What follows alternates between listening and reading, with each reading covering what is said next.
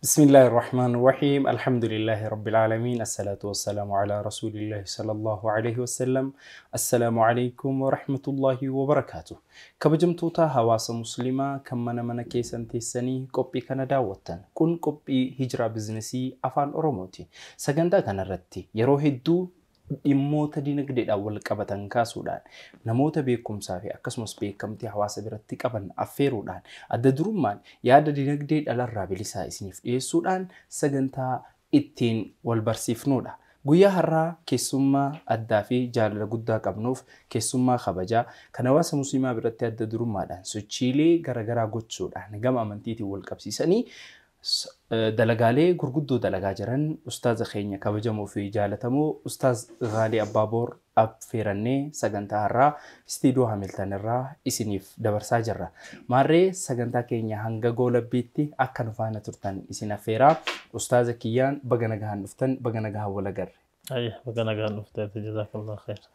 Maashaallah ustaaz yeroo baankii kaasnee keessattuu waan horoo kaasanii gama miidiyaatiin yeroo baay'ee miidiyaa islaamaa irratti hawaasni homa diinii homa ibaadaa qofaan wal qabatu akkasitti eega yeroo hedduu gama dinagdeellee mee ni haasofna yaada jedhuun qophiilee hijiraa biizinasiitiin namoota hedduu affeerataatiin sagantaa kanarratti taasisaa jirra. Mee gama gaafii keenyaatti yoo seennu adda durummaan hawaasa qajeeltowwanii fi adeemsa shari'aa irratti baankilee bu'uuran kana hariiroon inni hawaasa kanaan qabu hawaasni immoo hariiroo baankilee kanneen qabu bifa kamiin nu ibsuu dandeessu? Bismillah alhamdulillah wassalatu wassalamu ala rasulillah wa ala alihi wa sahbihi man walaah amma ba'd wassalamu alaykum wa rahmatullahi ta'ala wa barakatuh. daawwattoota keenya nageenya rabbi rahman isaa barakaan isaa sinirraa jiraatu jedha.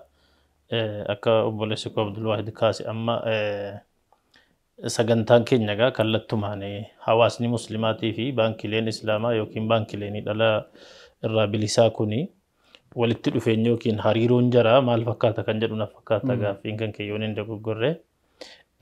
Jalqabuma namni muslimaa tokko yeroo rabbi isaa gabbaruudhaa fi akkamitti rabbiin gabbara jedhee fiqul ibaadaat jedhanii ulamoonni kophaatti kan kaa'antu jira. Hubannoo yookiin barumsa namni itti rabbi isaa wajjin hariiroo tolfatu jechuudha.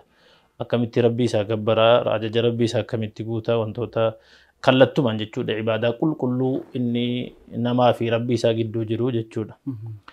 Paartiin lammaffaan immoo kitaabolee fiqii gurguddaa sadii isaas yoo ilaalte fiqhul mu'aamalaat jedhanii kaa'anii jiru. Fiqii mu'aamalaa jechuun akkaataa hariiroo jiruuf jireenyaa kana jiruuf jireenyaa namni tokko jalqaba yeroo rabbi isaa gabbaree maal jedhee ka'ee itti aansee waan jireenyaaf isa barbaachisu dirqamatti ce'a.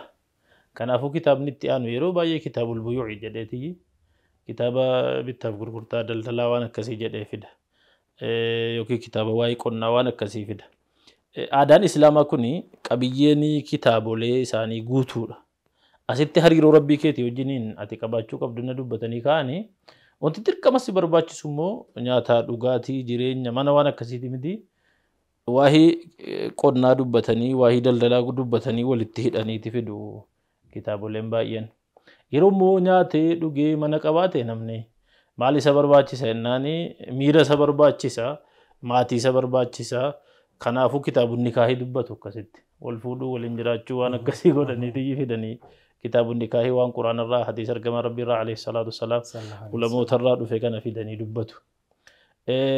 Yeroo akkasitti waliin jiraatee immoo maal jedhee ka'e namni wal dhabaa yookiin diinatutti duula maal jedha ittaansanii kitaabul jihaad kitaabul maalii jedhaniiti guutuu godhanii dubbatu. Amma bakki nuti irraa dubbachuutti jirru namni tokko jiraachuudhaaf waan beezik ta'e waan murteessaa bu'uura dirqamaati. Dinagdeen kun waan akka shay ijaanibii wahii waan akka bu'uura hin taanetti ilaalamuu hin qabu. Islaama keessattis uma bu'uura jireenya ilma namaatiifis immoo buleetuma ooluudhaaf nyaatee dhuguuf waan bu'uuraati waan ta'eef isa kana islaamni immoo waan nyaattu waan dhugdu waan hojjettu kana halaalaan gochuu dirqama godhee jabeesseetii dubbata waan kana irratti. Haramummaarraa bilisa goote ati halaala gochuudhaa fi maddi ati wajjiniin hojjettu innati irraa argattu yookiin innati itti baaftu bakka ati seef godhattu hedduu murteessaadha. baankileen islaamaa konseptiin isaaniis islamic financial systemii namaa kuni namni miidhamuus hin qabu miidhuus hin qabudha konseptiin isaa kanuma. Yoo miidhama ta'e fakkeenyaaf maallaqa wayii tokko liqeeffatee ka'ee dhala kaffala yoo ta'e dhalli sun isa miidhaa deema kun ta'uu hin qabu namni sun miidhamuu hin qabu. Akkuma kanas immoo innis dhala fudhatee miidhuu hin qabu nama biraa miidhuu hin qabu.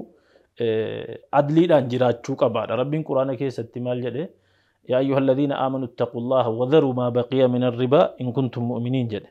Yaa warra rabbitti amantanii ittaqullaha ammas rabbiin sodaadhaa jedhee keetiyyi ribaa kanaan durallee yoo wallaaltanii itti galtanii fudhattaniittu ta'e hamma dhiisaarraa dhaabbadha.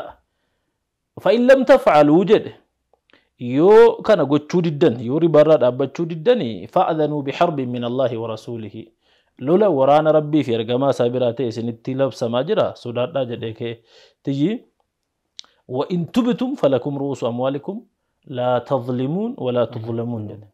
Yoo badii sanarraa hamma toobattanii gaha dhala nyaadhu dhala nyaachisu jettanii irraa dhaabbattanii kaapitaalli keessan isinumaaf kennamaa wanti isin qabdan miidhamtanuu laa tadhlimuun nama isin miitanuu jedhe walaa tudhlamuun ofiifis hin miidhamtanuu jedhe. Bu'uurri isaa kanaa jechuudha.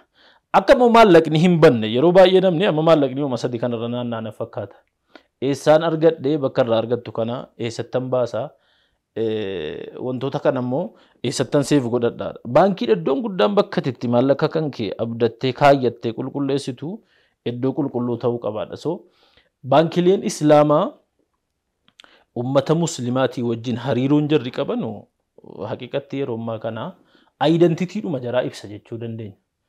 Malee waan akka salphaatti wahii nuti har'a baankiin kun jiraates jiraachuu baates rakkoon qabu ilaalcha jedhuun ilaalloo miti. Ispeeshaalii Itoophiyaa keessatti baankilee dhalarraa bilisaa kana fiduunii fi dhimmi waa'een uummanni muslimaa dhaabbata isa bakka bu'u qabaachuu qabaan islaamic faayinaansiin kun waan aarsaan guddaan ittiin kaffalame. Uummata muslimaatiin gaaffii isaa eenyummaa isaatiin kan walitti hidhamee dhufeedha. Yeroo dheeraadhaa fi uummanni muslimaa dirqamumaan fidi iddoodhuma isa dhalaa kana kaa'i jedhameetii dirqisiifamaa ture. Yoo ka'e immoo fakkeenyaaf maallaqa gurguddaa kana mana kaa'e jalaa baduunis hin mala rakkoo adda addaa isa mudata balaa hedduuf saaxilama. Kanaaf dirqama isa kaa'a geesseetuma baankii dhalaa kana keessa kaa'a ture. Baankileen dhalaa kun immoo fuudhaniiti waan inni hin jaallanne isa inni jibbaaru sana khamrii ittiin babal'isuu mana fasaadaa iddoo sagaagallee adda addaatti hojjetamu ittiin hojjechuu wama rabbiin dallansiisu deebisee isarratti waan diina oomishu maallaquma isaatiin hojjetu ture.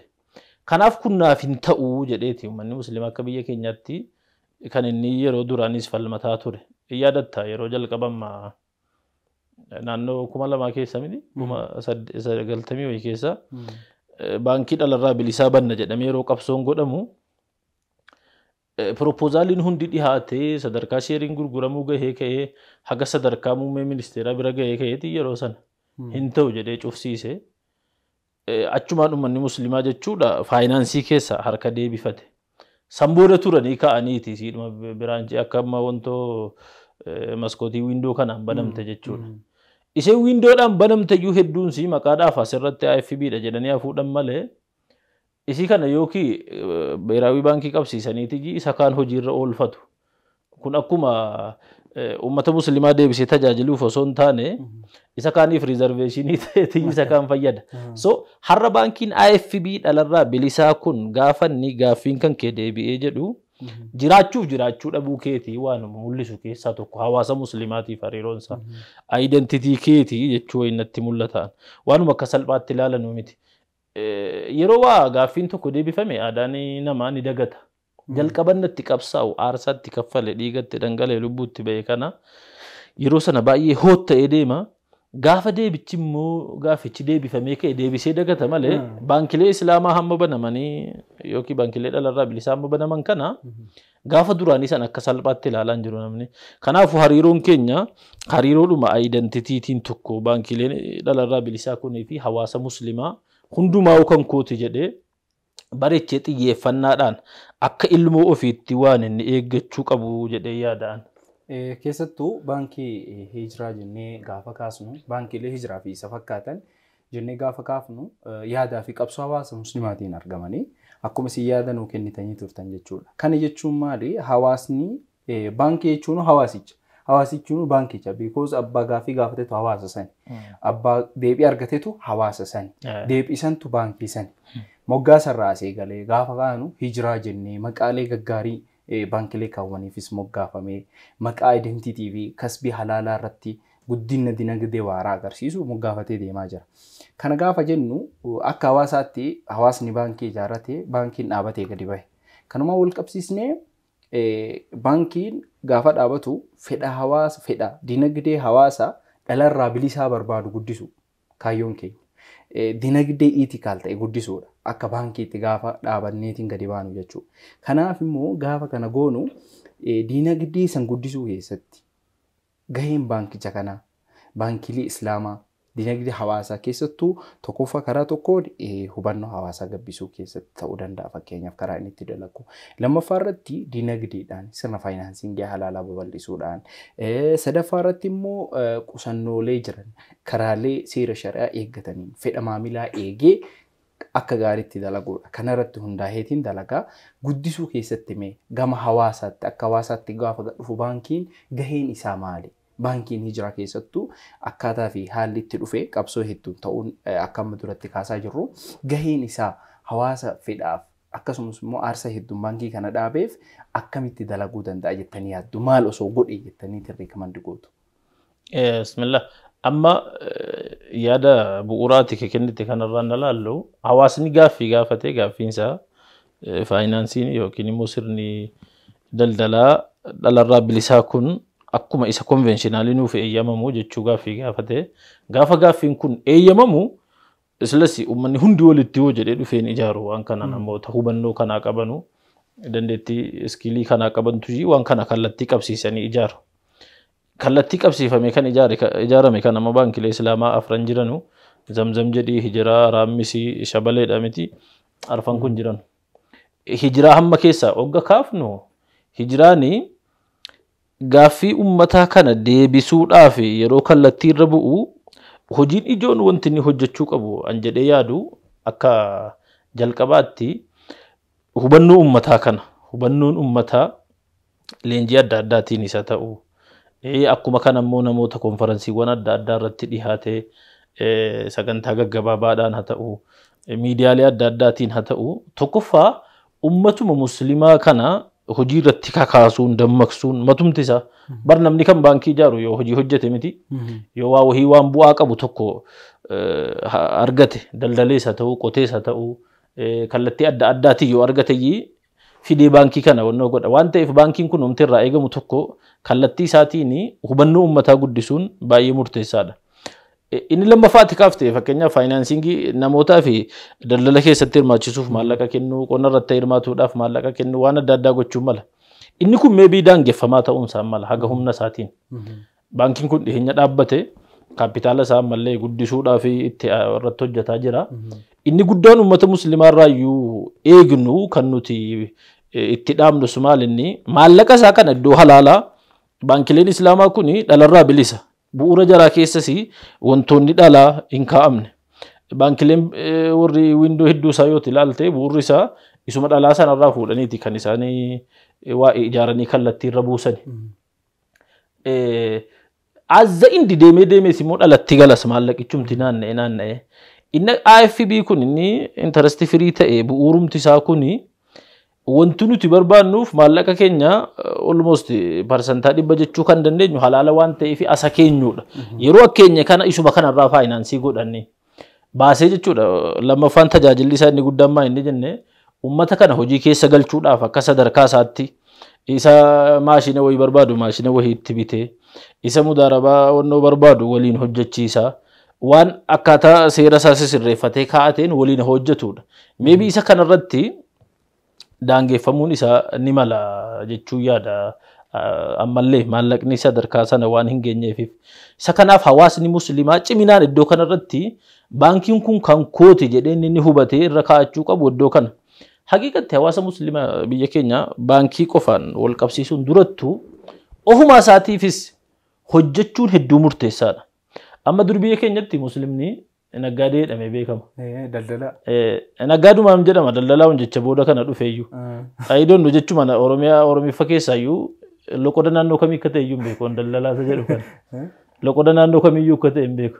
Durii kaasee naggaadeedhuma jedhamee beekama. Maalirraa fuudhamee yooti jette muslimni hedduu taabee halkaniif guyyaa dafqee karaa dheeraa deemee daldala dheeraa lafa fagoo qaxxaamureetii daldala. Dur Finfinnee kanas yoo dhufte osoo baankiin hin ijaaramin dura daldala gurguddaa to'ateetii hojjetaa ture muslimni. Sirni baankii inni muslima dhiibu gaafa dhufu muslima kana hojii keessaa achi baaseetii olmost qullaa hambise. Amma yoo dhuftee ilaalte bakka gurguddaa warshaalee gurguddaa hojii gurguddaa keessaa yeroo dheeraaf dhiibabeetii jira. Isa kana hojjedhu dafqii daldala sadarkaa xiqqaa isii kanarraa kaasee hojjetee gaara gahuu akka qabu barbaachisummaa dinagdee irratti namoota kana kakaasuun hubachiisuun baay'ee murteessaadha. Yeroo dheeraa akkati seensa jalqabaa irratti kaasuu yaalte uummanni muslimaa kun bakka TV islaamarraa ismaal egaa da'waa quraanaa hadiisuma fassaruu fi akkaataa salaataa akkaataa hajjii akkaataa wannootti himu eega. Inni kun barbaachisaadha garuu gahaa miti. Ergama Rabbi alayhi salatu wassalam akkisaan hojjechuu irratti itti kakaasaa turan hammas kaafamuu qaba.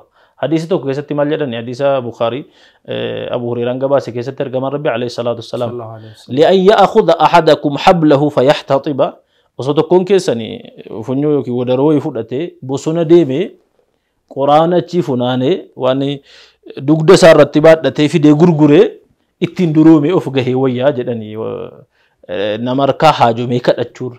Muslimni hojii xiqqoo sanaa kaasee hojjechuudha qaba. Ol deemaas immoo jireenya dinagdee isaas guddifataa hogga deemu baankii keenya kanas waliin guddisuu dandeenya. Baankii wajjinis gaafa sana baankii nama calliseetuma nama karaarraa waamee ittiin kennu. Ati muuxannoo hojii qabaachuu si gaafata jalqaba iskiilii kamii qabaadha.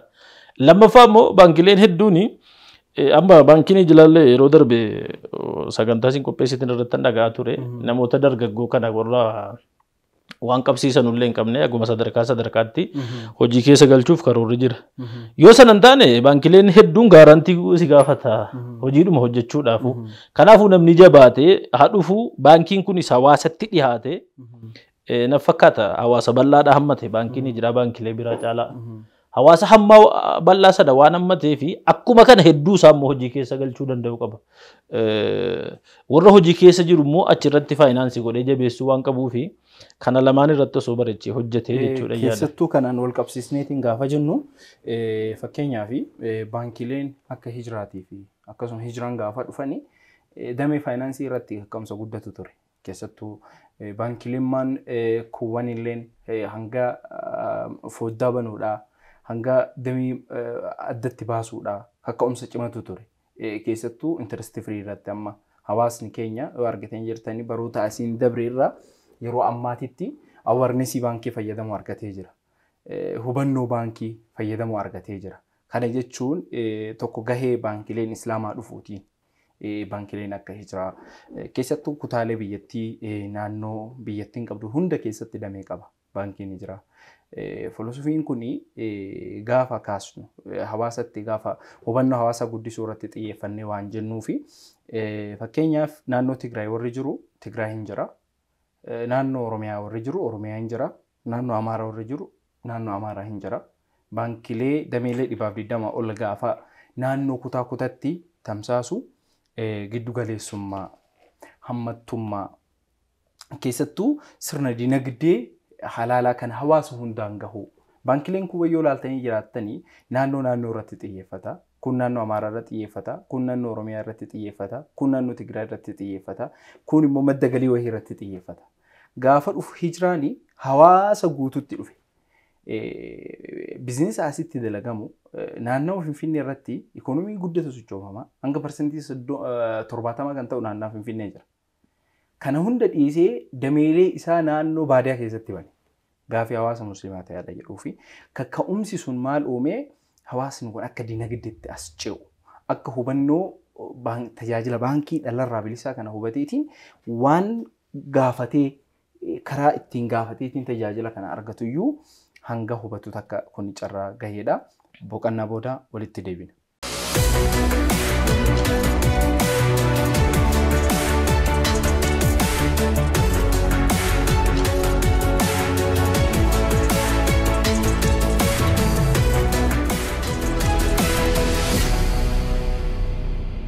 kabajamtoota hordoftoota Hijraa Biizines Afaan Oromoo walitti deebinee jirra. Hijraa Biizines Afaan Oromoo gaafa dhiyaatu hawaasa dinagdeedhaan cimsuudhaaf akkasumas immoo sochiilee dinagdee idil addunyaa abuuruudhaan haala biyya keessa jiru keessatti kaasnee qabxiilee hedduu mari'ataa jirra. Egaa guyyaa har'aa ustaaza keenya Injiinar Gaalii Abbaabooroo wajji jirra. Sochiilee dinagdee irratti kaasnee keessattuu waan hawaasaan wal qabatan waan hedduu dubbataa jirra. Egaa akka itti fufnu ta'a. Keessattuu amma qabxiilee kaasnee jirra. Keessattuu qabxiileen ijoon nuti kaasne gubbaa gadi hawaasni musliimaa hariiroo baankiin qabu awarenessii jiru kanneen kaasnee jirra. Itti fufsisuun immoo yaadoleen nuti amma goonu hawaasni musliimaa yookaan immoo qaamoleen dhuunfaa mallaqa isaanii yookaan qabeenya isaanii sirna baankii halaalaa kanaan akka wal simsiisanii karaa kamiin dalaguu dandeenya. Akka baankiitis haa ta'u, akka hawaasattis haa ta'uuti karaa kamiin akka mallaqa isaanii sirna dinagdee halaalaa kanatti deebi'aniitiin baankilee halaalaa hojii dalaguu danda'an karaa kamiin taasisuu dandeenya jedhu osoo eegallee. Bismillah. Uummanni akkamiin baankii kana keessatti sirna halaalaa wal simsiisee hojjetaadha naaf fakkaata gaafiin kan kee. Tokkoffaa siluma jalqabuma ka'umsi baankichaa halaala irratti hundaa'een hojjedha gaafa jedhu halaalli ribaa dhiisuu qofaa miti kallattii hedduun bal'ifamee ilaalamuu danda'ama. Achi keessa nama gowwoomsuun hin jiraatu, nama hatuun hin jiraatu, of keessatti amanamummaa qabaachuun adeemsumti biizinasii addunyaa baay'inaan kanuma irratti yoo ijaaramne kufaatii guddaatu isa mudata. Yeroo baay'ee akka addunyaattuu kufaatii dinagdeetiif kan sababa ta'u isa kana. Amma akka baankii Hijraatti yoo fudhanne kan ta'uudha qaba jedhee yaadu tokkoffaa uummata hammachuudha. Silaa uummata hammateeti jira. Uummata bal'aa hawaasa akka waliigalaatti yoo hammatees ammas uummata musliimallee hin taane akka inni keessa galee fayyadamuu danda'u hubannoon jiraachuu qaba. Kanaaf immoo bu'uurri isaa itiksiin isaa maal ta'uu qaba inni jedhu. Itiksiin inni jalqabaa natti fakkaatu amanamummaan hojii kam keessattuu baay'ee dirqama. Rabbiin Quraana keessatti inna khayra man istaajarta al-qawiyyul amiin jedhe. Namoota wayii tokko hojii hojjechiisuudhaaf amma baankii jechuun hawaasa tajaajiluudhuma. Baraka waan uummataaf qaxaramtee hojjettuuti malee waan biraatii miti. Hawaasa tajaajiltu kanaaf immoo maal ta'uu qabda? Inni tokkoffaa tajaajila kennitu sanarratti ga'umsa qabaachuu qaba. Dandeettii qabaachuu amma baankii Hijraarraa kan akka hawaasaattis barbaadamaan jedhee yaadu hojiin isaa sirni isaa inni diriirfamu hoggantoonni isaa gaaraa kaasee haga dakaatti jiru namoota dandeettii qaban hubannoo baankii sirriitti qaban baankii kana galmaan ga'an ta'uudha qaba. Namni gaafa galu galma isaa sirriitti beekuu qaba. Ofiifis jiraachuu akkuma qabu hawaasa kana nan tajaajila, hawaasa kana nan ceesisa, uummata kanan fayyada jedhee karoorfatee galuu qaba. Hoggantoota kaasee hanga hojjettoota mana qulqulleessan maaf hin ta'in. Dhaabbileen addunyaa kanarratti waan karoorsan milkeessan baay'een isaanii hojjettoonni isaanii gaaraa kaasanii hanga daka iddoo waardiyyaatti iddoo warra qulqulleessuutti kaayyoo manichaa beeku. Kaayyoo isaa galma isaa beeku. Yoo ati waardiyyaa waamte gaafatte maali galmi kan kee jette yoo sila fakkeenyaa fi iddoo Maayikiroosooftii keessa hojjeta ta'e kaayyoon kan koo laaptooppii kana mana hundaa waliin gahuudha jedha. Abbaan Maayikiroosooftii gaafa jalqabu mana laaptooppii hojjetu a computer on every desk in every home jedhee ka'e. Waggaa 10 fi viizinii jedhee. Computer akka kanaa mana hunda keessatti deeskitooppii irra kaa'uu qabaa jedhee ka'e. Waardiyyaa isaa utuuti gaafatte isuma kana sitti hima. Maaliif hojjetaarta kanaafan hojjetaadha jedha. So waardiyyaan baankii Hijiraa qulqulleessituunsaa warri communication irra hojjetu, warri maallaqa irra hojjetu, warri finance irra hojjetu hawaasa musliimaa kana akkamiin tajaajilaasa jedhu mul'ata Hijiraan fudhatee ka'e sana. Akka kanattan hawaasa tajaajila. Hawaasa kan kun sadarkaa kanarraa sadarkaa kanatti ceesisa jedhu hojjettoota isaarraa kaasee ciminaan beekuudha qaba. Lammaffaa immoo amanamummaan hawaasaaf yaaduun, hawaasaaf quuqamuun, namoota gowwoomsuu dhiisuun. Amma akka baankilee biraa dhaabbata biraa odeemte asirratti malaammaltummaatu jira, asitti nama gowwoomsuu jira, asitti kijibuu jira. Wantoonni akkasii baankilee kana keessaa dhagahamuudhumaan qaban. Namni fedhe namni musliman taanes fide yoo sin bira kaa'ate amanamummaadhaan akka ergama Rabbi alayhi salaatu wassalaam gaafa Makkaan jiranu bar namni osoo fira gurguddaa qabu abbootiin qabeenyaa jarra akka Waliid ibn Mughiiraa osoo jiranu dhiisee fidee Nabi Muhammadiin isa yatiima miskiina waan qabne bira kaayyata. Maaliif jennaan Muhammadul Amiin jedhanii isa beeku, Muhammad isa amanama. Inuma gaafa biyya bahanii hijiraa kana godaansa deemanu, hijiraa maqaanuu walitti dhufa baankii hijiraate gaafuma deemanu qabeenya baay'eeti isaan bira ture kan namni fidee isaan bira kaa'ate jechuudha amaanaa. Amaanaa kana akkaman godha jechuudhaaf Ali ibn Abi Xaalibiin ati as turiiti amaanaa namaa kana hunda narraa deebisii bakkaan dhaqqabsiisii ka'iiti kottu jedhanii isa kaa'an.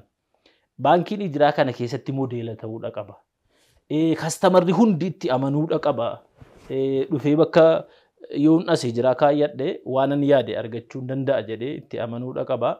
Wal simsiisuudhaaf immoo tokko akka baankiitti iddoo ribaa ta'uuf iddoo ribaa hin taane nama hubachiisuun murteessaa na fakkaata. Al tokko baankii irratti wanta darge maanni namootuma xiqqoo sila hubannoo qabu iyyuu kan dogongorsiisu.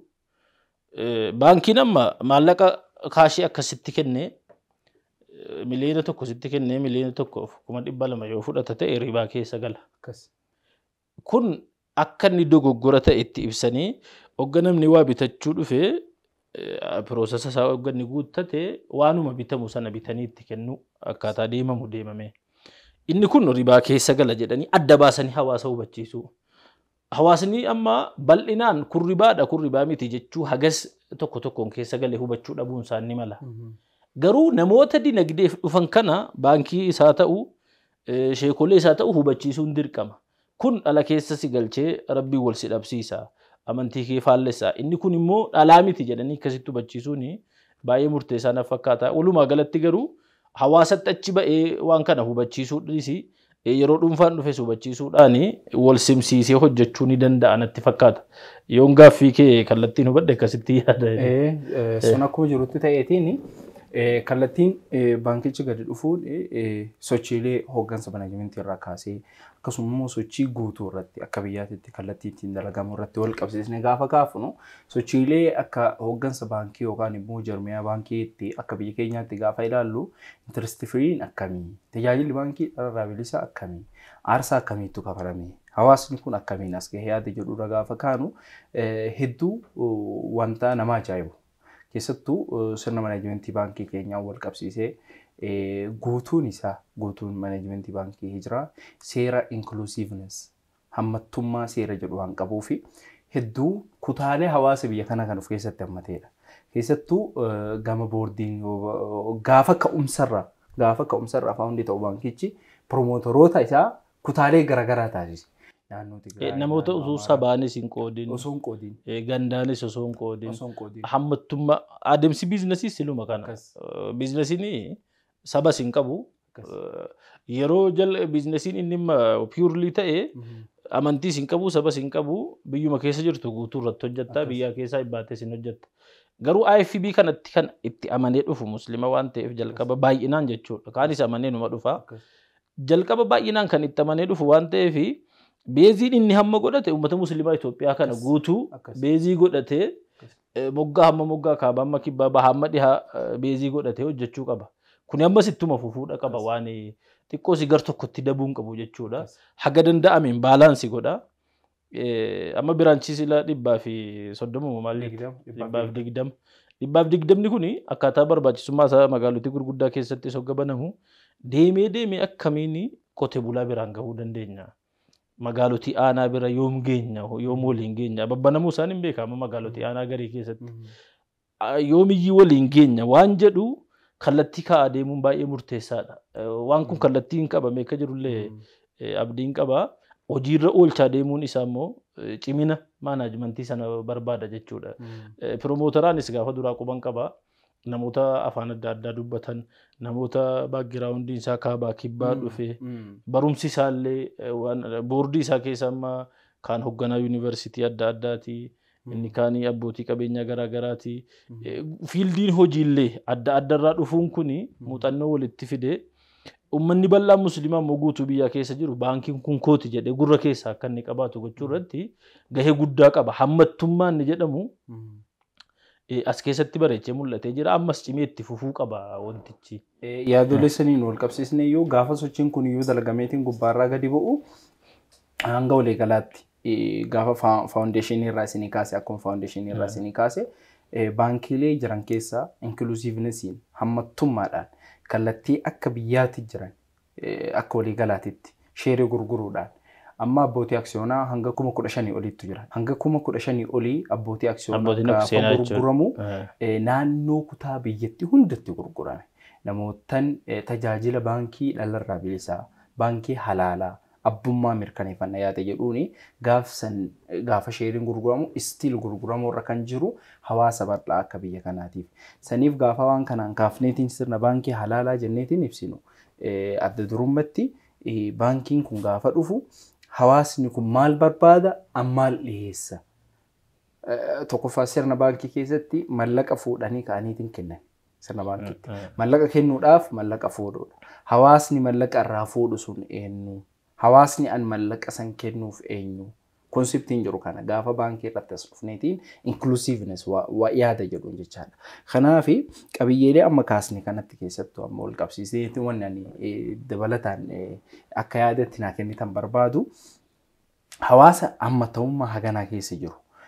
Hawaasa horii ufiitiin baankii kana gadi dhaabee jiru. Gaafa waan ufii ijaaran san irraa fayyadamuun dirqama. Irraa fayyadamuun dirqama. Wanta ufii ijaaran namni mana tokko ijaaru citaa waliin saamu kuma jedhan sani isa sani hawaasni kun baankii kana eega dhaabatee as gahee karaa kamiin beeksisa baankiin dalaguun alatti effeertii baankiin godhuun alatti hawaasni hoo ufii kallattii kamiin gara baankii kanaatti dhiyaatee irraa fayyadamuu qaba. Akkamitti wal kakaasuu qaba. Abbootii amantaatiin haa ta'uu, gama nama dhuunfaatiin haa ta'uu, akkam godheetiin gara baankii kanaatti dhufu keessumaan isin gaafachuu barbaada. Amma wanti hooggantoota musliimaarraa, du'aatotarraa, sheekoleerraa eegamu tokko iddoo kanarratti hojiin isaanii. Yoo hojiin gara sanaan laafe dadhabina guddaatu nu mudata.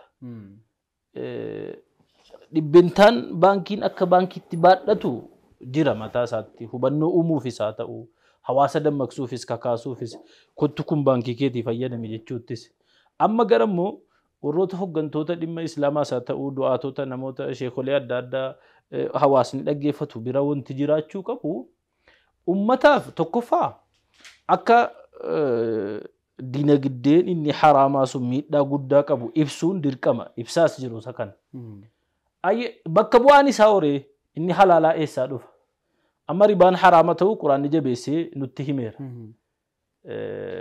الذين يأكلون الربا لا يقومون إلا كما يقوم الذي يتخبطه الشيطان من المسجد نمني هرد على نياتو برغوياك أما أكنا ميتشا جنيني سكا بي مراتي وهي ملي والكيد أبتي تو هندي مغوياك أما جد إيجا كوني حرامة إيه ربي ولسد ربسيسة إيه بكبوانو مالي ري ولموني hooggantoonni isa kan hawaasa hubachiisanii hawaasaan kottaati baankii keessan fayyadamaa jechuudha. Baay'ee ulamoota qofa irratti sin dhaabbatu, du'aatota qofa irratti sin dhaabbatu. Hawaasumti mataasaa kaleessa gaafatee ka'ee har'a deebi'ee dagachuu hin qabu. Kaleessa gaafadheera har'a mootummaan ayyee naaf eeyyame gaafa jalqaba baankiin eeyyamamu sagantaa baankiin IFB kun eeyyamamu sagantaa milineema addaraashii wayii keessa turre gaafa sana muummeen ministeeraas Dr. Abiy إفطار ويتي رمضان كل أسبوع وأنا كسيين فكات سوما أكبر كنياتي كملا ما كل توك غافيرو إيراتوري غافا سنة أوغا بانكين إسلام أسكان IFB يمامير أوغا جدامو نمني هون دنيبو هنا يادا تارا كسي إسلايدين بكاي جان أرجنا بكا كاني سيمو إسلايدين رتلالا تور هون دينا ما نبوه خنا جاي بكترة بانكين هجرة سونو تشيء دين بايلبسامي kun siluma labsuu qophaa'anii ta'aru yeroo kana gabbaanee miidiyaa banne ilaallu baankiin hijiraa labsamee jira. Hawaasni akkas dheebotee baankii IFB dhalarraa bilisaa dheebotaa ture suni har'a eessan jiraa of gaafachuun baay'ee murteessaadha. Waan kaleessa gaafatte dagachuun gonkumaa sirrii hin dhufu. Eega kun immoo haraama jenne hojiiwwan akka dhalaa kun akka hojiin khamriin hojjetamu waan rabbiin hin jaallanne irraa dhufu kun hin ta'u jenne. So bakka bu'aanoo maalire rabbiin bara gaafa waan tokko dhowwe asiin immoo waan bakka sii bu'u halaalayyi siif fida. Kanaafuu inni bakka bu'aan nuti barbaadaa turre kana isa kana jennee IFB kana hijiraa ta'uu raammisiina ta'uu jara zamzam hunduma ni fayyadamna. Akka hijiraatti immoo wanti addatti jira sin jettan kun amma hulaa aanaatti deeme inni jedhe kun filannoo bareedaa isaati. Kanaaf uummanni akka itti fayyadamu sheekoleenis du'aatonnis kakaasuu qabu. Uummannis immoo of gaafachuu qaba. Gaaffiin koo kaleessaa sun eessa gahe? Fidii asiin gahee kee dagatee bira hafuu hin qabu yaada jedhudha kan natti mul'atu. Galatooma keessattuu qabxii ijoo nu kaastanii hawaasni ofii wal kakaasuu qaba. Du'aan illee itti gaafatamummaa qaba. Gama kutaalee hooggansa hawaasaa afutti warri jiranii waan xiyyeeffannoo kasbii halaalaa kanarratti adda baasanii hawaasa barsiisuu qabuun yaada sirriiti. Keessattuu adda durummaan sirna baankii kana gaafa kaafnu wanta garaa nama nyaatutu jira. Wanti kana duuba jiru abbootiin aksiyoona baankii kanaa warri sheerii bituudhaan baankii kana gadi dhaaban hedduun ka humna hin qabne illee hin jiru. Mallaqa kenneetiin gaafuma tajaajilli an barbaadu tajaajilli dhararraa bilisaa dhufu naa hoodhaa mallaqa baankii tana naa ijaaraa warra jedheetiin aksiyoona bitatutu jira. Kana jechuun wanta garaa nama nyaatu dalagaa akkaan guddatu jechuudha. Kabajamtoota hordoftoota keenya kun qophii hijiraa bizinesii afaan Oromooti. Qophii hijiraa bizinesii afaan Oromoo irratti yaadolee adda durummaan bizinesaa wal qabatan dhiyeessaa turre. Yaadolee kana immoo kan nu wajjin turuudhaan yaada akka gaariitti nuu kennanii qabxiilee ijoo kaasanii nu waliin mari'ataa turan ustaaza keenya jaalatamoo fi kabajamoo ustaaz Injiinar Gaalii Abbaa Booriidha. Egaa sagantaan har'aa kana fakkaata. Qophii keenya adda durummaan hijiraa bizinesii irratti gaafa xiyyeeffannu tajaajila keenya fayyadamaa isin yaadachiifna. Tajaajiloonni keenya tajaajila adda durummaadhaan qulqullina oleenaadhaan hojjetamanii akkasuma hawaasa keenya tajaajiluudhaaf kan dhiyaatanidha. Kana jechuun appilikeeshinii Halal Pay buufachuudhaan Play Store yookaan App Store irraa buufachuudhaan tajaajila keenya fayyadamaa. Tajaajila e-muraabahaa faayinaansing isinii qabannee dhufnee jira. Tajaajila dhala tokko malee akka faayinaansingii argattan isin taasisuudha. Appilikeeshinicha qofa buufachuun yookaan immoo 693 irratti bilbiluudhaan tajaajila kana argachuu dandeessu. Gama biraatiin mana keessatti teessanii kan daawwataa jirtan aksiyoona baankii hijiraa bitachuudhaan abbummaa keessan mirkaneeffadhaa. Dameelee keenya 120 ol ta'an irratti aksiyoona gurguraa jira. Yookaan immoo karaa Telegram bootiidhaan hijiraa sheer jechuudhaan seentanii bitachuu dandeessan. Aksiyoonaaf galmooftanii abbummaa keessan iddoo jirtan irraa mirkaneeffachuu dandeessanii qophii keenya kutaa lammaffaatiin hanga torbee wal agarrutti naga keessan nu turaa. Assalaamu alaykum wa rahmatullahi wa barakaatuh.